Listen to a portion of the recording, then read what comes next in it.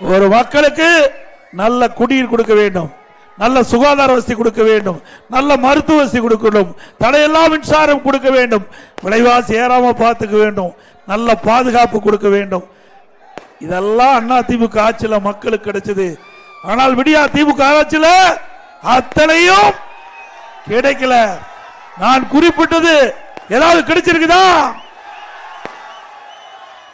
இன்னைக்கு திராவிட முன்னேற்ற கழகம் ஆட்சி பொறுப்பேற்றவுடன் மின்கட்டண உயர்வு 67% மின்கட்டண உயர்வு, அதே போல வீட்டு வரி 100% உயர்வு, கடவரி 150% உயர்வு,